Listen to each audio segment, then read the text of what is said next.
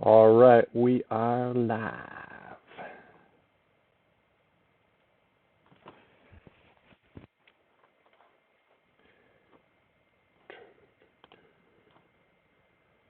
All right, let's get right into it.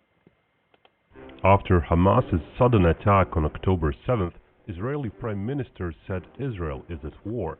Israel responded with airstrikes, which are still ongoing. Recently, Israel added artillery fire in response as well. But the much What's going on? bigger operation seems to be planned. On October 8th, intended mobilization of 300,000 reservists was announced. On October 9th, further blockade of Gaza Strip and West Bank. I know the audio is terrible and the video quality. I just can't afford a really nice laptop to cut, shoot, and just edit videos on. So for right now, just bear with me. Was either implemented or announced. By October 10th, further clarification on reservists mobilization had the total figure climbed to 360,000. That's roughly 3.7% of Israel's population. If only Jewish nationals would be counted, it would represent 5% of the population, though Arab nationals can and do serve in Israeli military in very small numbers. This video is not just about the numbers. It will explore what the offensive might look like, so stay tuned. The thing is sure, Israel, will conduct an offensive into Gaza, but they're not, it's only going to keep, escalating the conflict. It's literally just a repeat of the previous wars they've had. They're going to go into, Palestinian occupied territory, kill a bunch of people. Granted, there's blood on both sides. I don't really think anyone's in the right here.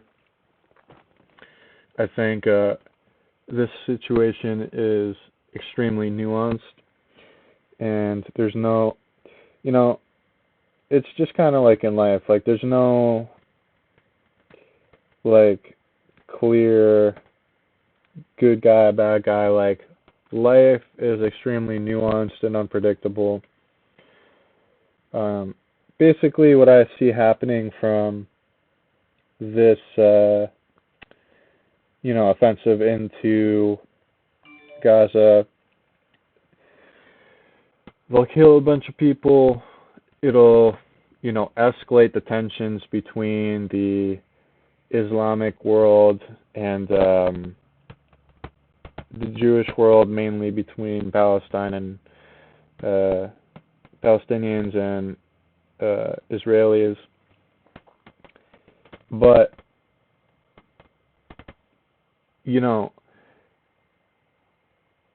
yeah, I know this is messed up to say, but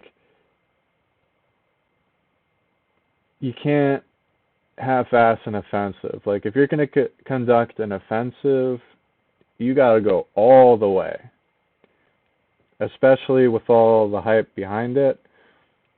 So, I don't,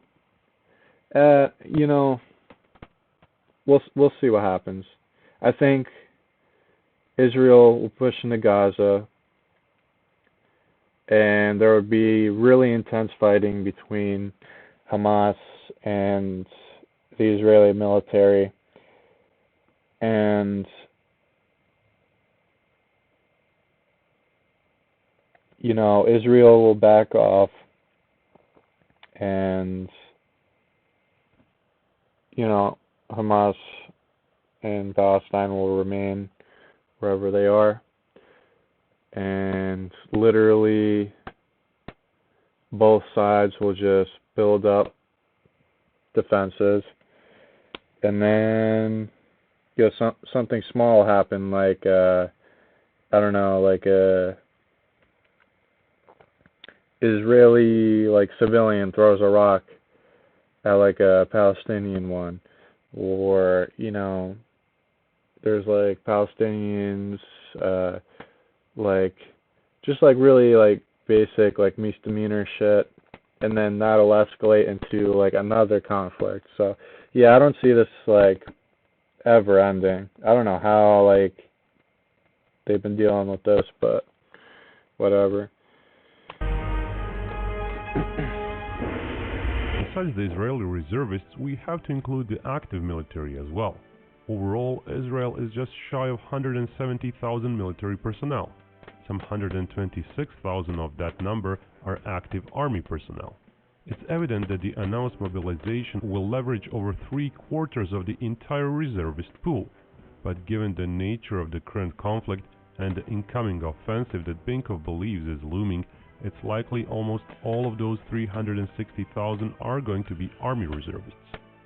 Now, such massive numbers of probably over 470,000 army troops may seem incredible, and indeed, if we were talking just about the Gaza Strip, they might be unneeded or constitute an overkill. The Gaza Strip is quite small. Area-wise, it's just twice the size of Washington, D.C., but it's got 3.5 times more people living in it.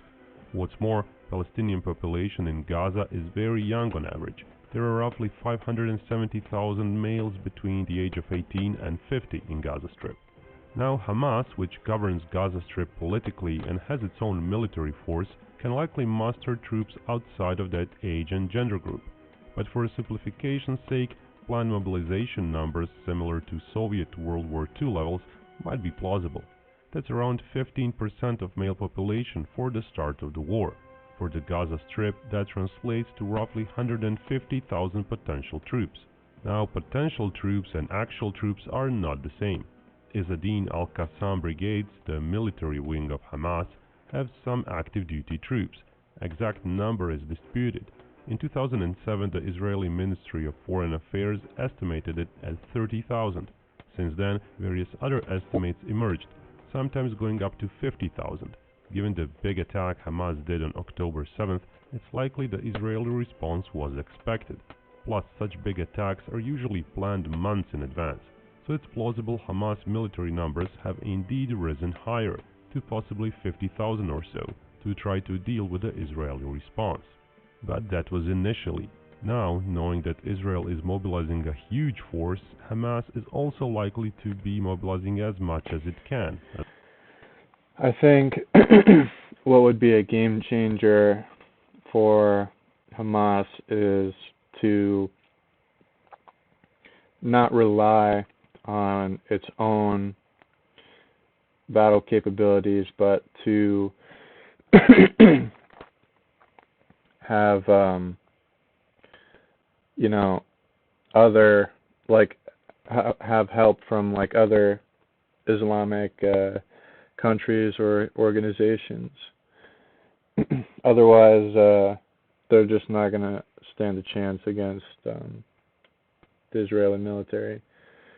Now, that's not to have Hamas underestimated, because since they don't have the same technology or logistics or communication that Israel does, because Israel is extremely well funded, they have to rely to like more creative like methods of warfare and circumstances. So yeah, I guess continue. As well. Whether that will be 150,000 in addition to the starting 50,000, that's harder to say. One also has to have a mobilization system in place to achieve a quick and well-organized mobilization. Israel has that, and showed it back in 1973 when it mobilized 400,000 reservist troops and had them ready to deploy within 3 or so days. It's not known if Hamas can do anything of the sort, but given the lack of evidence of annual mobilization exercises, Given the lack of organized and mandatory military service in Gaza Strip, it's quite plausible that mobilization of further troops in Hamas will be slower and disorganized, composed of a bunch of people volunteering to fight, most without any serious military experience. Hamas active duty troops themselves aren't really well trained on the average. Western intelligence agencies estimated that the experienced corps of fighters was running at several hundred back in 2007. Since then, however, it's plausible additional troops with field experience in Syria or even troops being trained in Iran have been added, possibly raising the trained core of Hamas to a few thousand troops.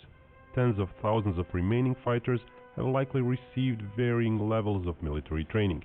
Hamas does train its fighters within Gaza Strip itself, though it's impossible to say much about the quality of that training. On the other hand, Israel trains most of its population. Most of the citizens must serve for at least 2 years.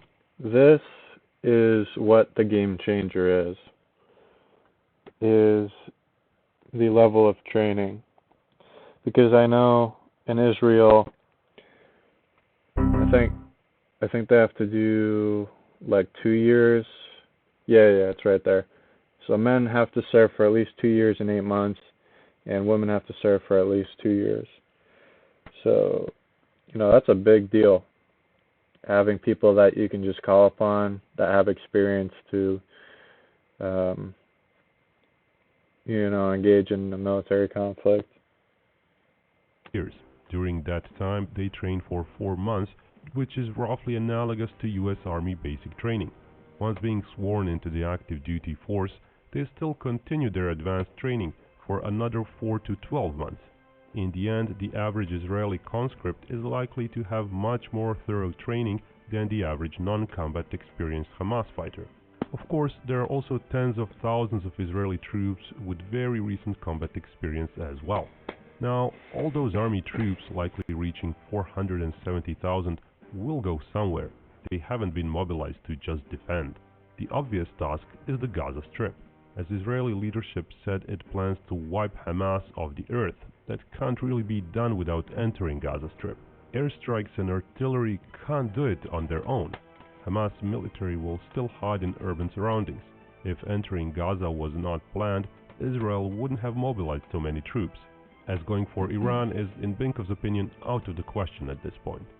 But a ground force of some 470,000 is still an overkill for Gaza alone. Gaza Strip is tiny.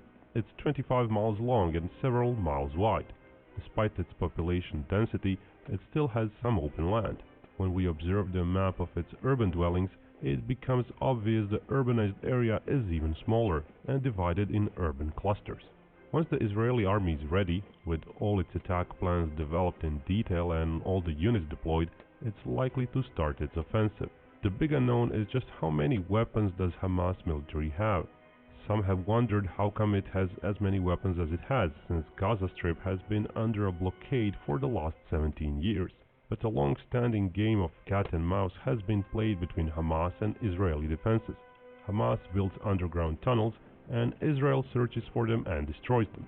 We're not talking about simple Viet Cong-style dirt tunnels, but about fairly spacious tunnels with concrete walls and electricity, dug with professional tools. The Israeli military said some tunnels cost a few $1 million to construct, at 60 to 80 feet. That's insane. See, this is what I mean by having to resort to creative measures. Like, because there's such a big gap in military strength, that's exactly how you bridge that gap. And we've seen this before in other conflicts, like, for example, Vietnam, the U.S.-Vietnam War, the U.S.-Afghan War, the Soviet-Afghan War, things like that. Underground, and sometimes running for a few miles in length, they're not so easy to detect, despite Israel creating underground anti-tunnel barriers and sensors around Gaza. It's also possible that the Egyptian border with Gaza is a bit more porous. It too has anti-tunnel barriers, but new tunnel detections might not be as thorough as ones done alongside the Israeli border. All that means that Hamas has been able to smuggle in a serious quantity of weapons, from rifles and grenades to larger items such as machine guns, RPGs, and even I couldn't imagine walking in a tunnel for like 2 miles that's like that small. high-end stuff like anti-tank guided missile systems and shoulder-launched anti-air missiles. How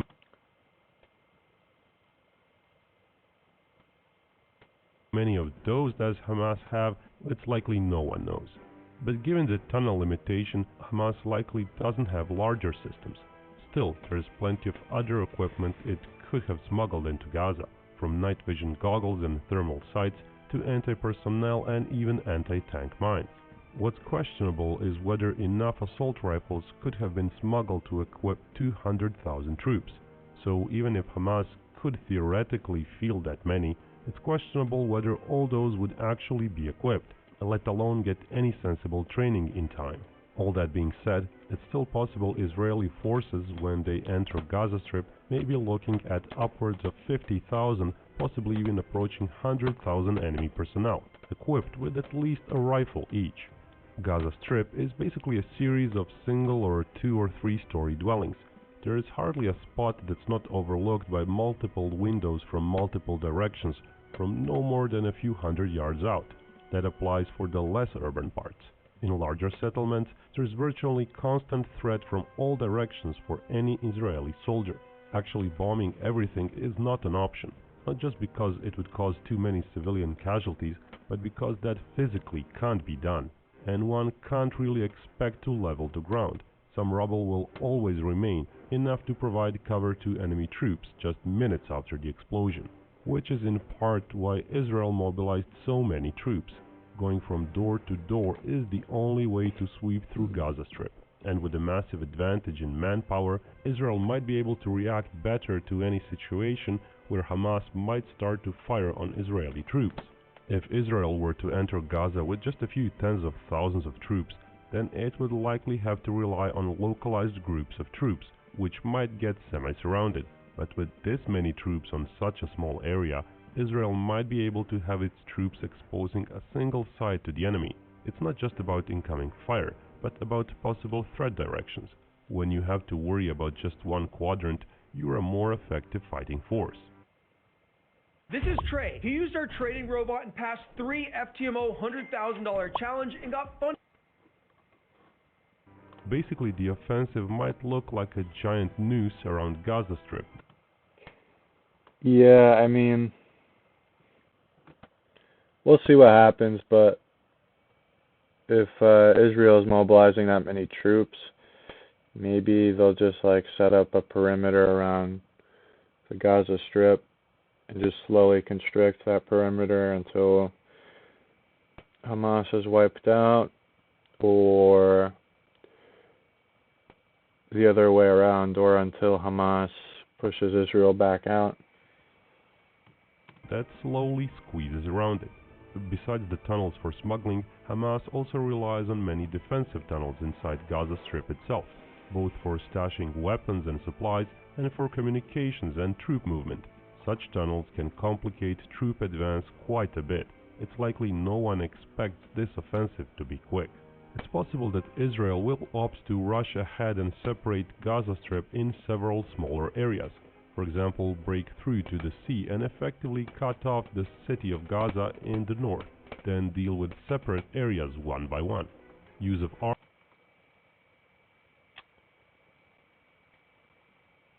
Damn. This is going to be intense. But again, you know, I'll believe it when I see it. Because, you know, talk is cheap. You know, people say a lot, but they don't do a whole lot. So, I guess we'll see what happens. Armor will likely be paramount to the Israelis. Yes, big armored vehicles are obvious targets, and many will get hit and destroyed. But in doing so, they will help protect Israeli infantry. The attackers will uncover their positions during attacks. The vehicles will draw fire onto them, which is sort of the point of armor in such urban fights, to protect the infantry around it. just as the infantry is there to protect the armor in turn. Going with only infantry or only armor would lead to much greater casualties. Israel has considerable intelligence gathering assets, and since the US has already pledged military aid, it is very likely Israel will get access to US sensor planes, satellite imagery, and target processing capabilities. As Gaza Strip is small, it's likely Israel will be able to monitor much of it almost in real time. But monitoring of an urban area goes only so much. You still can't know who is in which building until they start shooting. So the average fight might look something like this. Hamas's suspected positions are pummeled by airstrikes and artillery. Israeli units move slowly into the Gaza Strip. A small number might suffer Hamas's mines. Some are fired upon. Israel reacts with either its direct fire support units, tanks, or with artillery or air force strikes. Yeah, I don't know. This is pretty complicated. Because no matter how precise you are, and this is in every war, I mean, civilians end up suffering the most, and we're already seeing that right now. You know, civilian casualties are way higher than actual like military combatants. To level any building fire came from, then the ground units move further to check if the area is truly clear of opponents, and that is repeated one building at a time, with of course only a small percentage of buildings actually housing Hamas fighters. As Hamas lacks intelligence assets and long-range fires, Israel will be able to fully utilize its artillery and air force and not worry about counterstrikes. As it goes deeper, Israel will detect more and more of the Hamas tunnels and seal them off. There are bound to be many casualties in this process and the entire war, but trying to predict how many would be futile at this point. A bloody war it will be, that's assured. At a certain point, the organized part of Hamas resistance is likely to break. Eventually, smaller and smaller resistance cells might fall apart and hide within the population, and then the second, much longer part of the operation will start, dealing with guerrilla warfare. Now, Israel doesn't have to go that far and clear everything in Gaza. That's probably what it'll escalate into, just because resorting to guerrilla warfare is usually what an inferior force does against a more competent one, just to bridge that gap. The future is not set, but given the Israeli statements, that does seem to be the goal. It's also a goal that Israel can attain. The cards are simply stacked in its favor. No matter how long it takes or how many casualties there are, Hamas seems outgunned and outnumbered, despite enjoying the advantage of urban terrain, defensive positions, and knowing the surroundings. Now, 470,000 army troops is still really way too many for such an operation. If somehow one would try to place all those troops alongside the border with Gaza Strip, there would be like 8 soldiers per each yard. That's physically impossible to do. So a much smaller number will actually enter the Gaza Strip, with a sizable reserve being at hand to take place of a fallen soldier. But even that doesn't account for such massive mobilization figure. It's likely that Israel plans to use a fair chunk of its force to secure its rear areas all around Israel, as there are multiple potential threat axes to Israel. Hezbollah in Lebanon is as strong as Hamas militarily, usually thought to have between 50 to 100,000 fighters. Border with Syria always requires at least some Israeli troops to monitor it.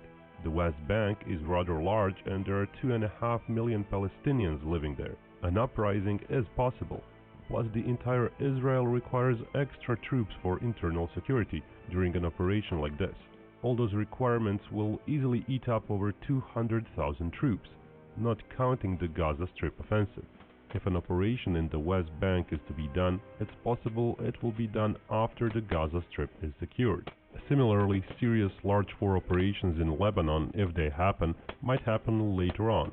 For now, the massive Israeli force seems to be about security on all the fronts that aren't Gaza Strip, while a sizable force does enter the Strip.